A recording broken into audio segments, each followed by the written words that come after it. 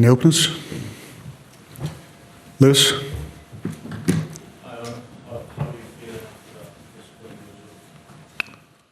Disappointing result, disappointing performance.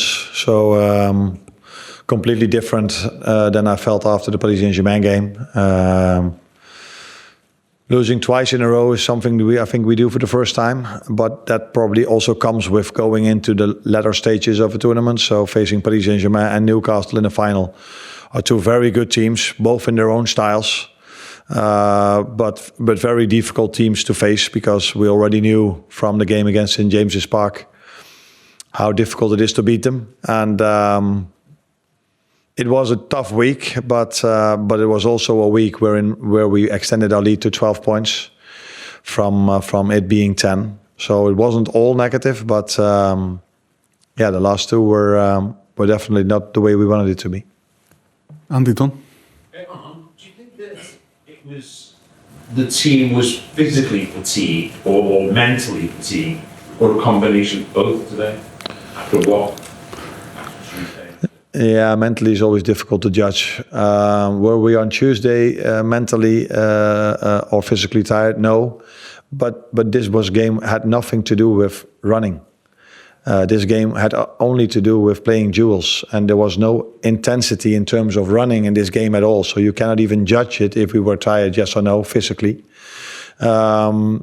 Because we could not press them. You can judge a team if they are tired and if they press, but there was nothing to press because they played over our press.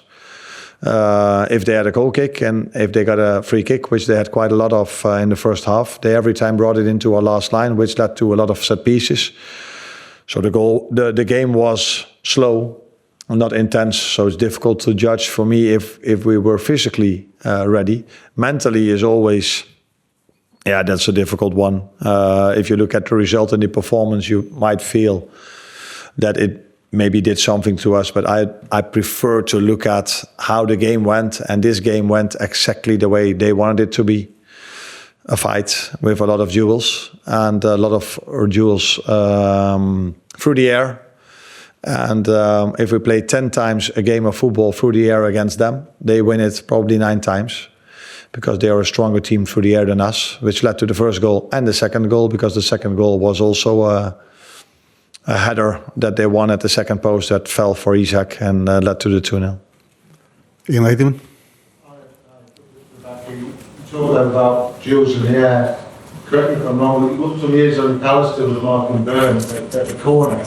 I mean, look, you know more about this thing than me. What's the sense in that? Nah, again, credits to Newcastle, but I can explain. We play zonal, so we have a lot of 5 players zonally, close to our goal. So if the ball falls there, there's always one of the 5 stronger players that is going to attack that ball. And we have 3 players that man mark, and Maka is one of them. And normally a player like Dan Burn or another one runs to the zone, because normally, and I think he's an exception to that, and I've never seen in my life a player from that far away heading a ball with so much force into the far corner. So that is part of logic, that they either have to go far away from our zone, which is 99 out of 100 times that will never lead to a goal, or they have to arrive in our zone, and then it's an equal battle, if you want to call it like this. So credit to him. I think he's one of the few players that can score a goal from that distance with his head. Beth? You mentioned it was a disappointing performance. Obviously, it's a new occasion for Newcastle 70 years ago, like the best trophy. You would at that point work from those players, maybe you think? No, because it's 70 years since they've last won a trophy, maybe. But that's for the fans. And the players want to have 15 years to play football, and they want to win every single trophy they are competing for. That's also what we want. But it was a game that went the way they wanted it to go. And they got, just before half-time, some extra energy with the goal, which they probably deserved after the first 45 minutes, because they were threatening us more than we threatened them. And so, yeah, I don't think there was more hunger for them. The game went the way they wanted it to go, and they are stronger in that part of football than us, and that's why they beat us. Paul Joyce. How do you change that in the game if it's going like that? What can you do as much as trying? The game's not going as you want it to go. How they want it to like, what can you do? Yeah, you try to make some changes. So you go to a number 9 that's even stronger through the air than Jogo maybe is, because you're hoping that Darwin in this situation can make it a bit more difficult for their defenders to win all these long balls we had to play in the first half. Because I think Dan Burn, he won every duel, and he played somewhere around 150. I don't know, but he played a lot. So you try to influence it like this, and you're showing at halftime that in the few moments that are left when the ball is on the ground, that we have a bit more time than we think, and we could make better decisions than we made in the first half. And that's also what I saw immediately after halftime, when we played Virgil free with a triangle, and he dribbled all the way in, played the ball to Jogo, and that led to not to a chance because Joe Linton threw himself in front of the ball. But I saw the second half us playing through them a bit more, but a bit, not a lot, but a bit more. James Pearce. Arne, such a damaging week going out for Champions League and now losing the major final. How do you ensure that doesn't have a knock-on effect for the rest of the season? Like I said from the start, it took us 7, 8, 9 months to lose twice in a row, and that happens against 2 teams that are, one of them is fighting for Champions League. Newcastle is a very good team. We knew this already at St. James's Park, and the other one is Paris Saint-Germain. Probably, if you can beat us in that style of play, you are probably the best team in Europe at the moment. They still have to show if they still can beat us in the upcoming 2 or 3 months. So, but I want to make clear one more time that the week started off really well by us beating Southampton. That's why we extended our lead to 12 points. With 9 games to go. And yeah, if you go far in tournaments, that the opposition in your face gets stronger and stronger, and that you can lose football. Even Liverpool can lose football games. That's what can happen. But did the manner of today worry you? That you were outplayed? Yeah, we were outplayed in their style. Yeah, that's true. But that's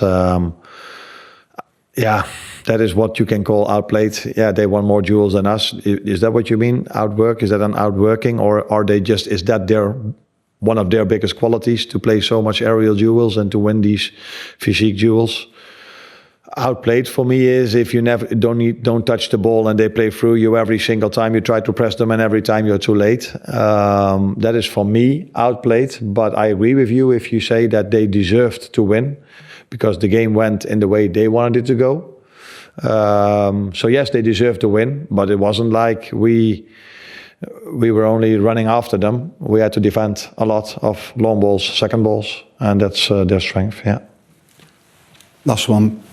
The international break coming up now, is that good time for the team to not have a few games on the summer going away for internationals, but considering the 2 bad results and then what it would have taken out, it's a good time to maybe have that break.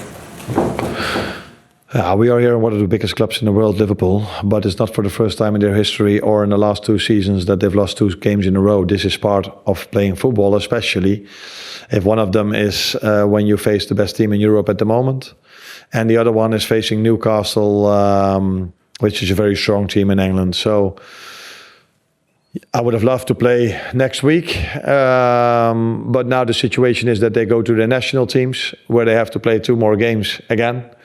And then it's probably 1.5 weeks before we face Everton, which is again a team we already faced, and we know how difficult that one was. So let's see. I think there are 2 Dutch journalists that want to ask a question. Okay. And the other one is there. You have some mental issues to solve.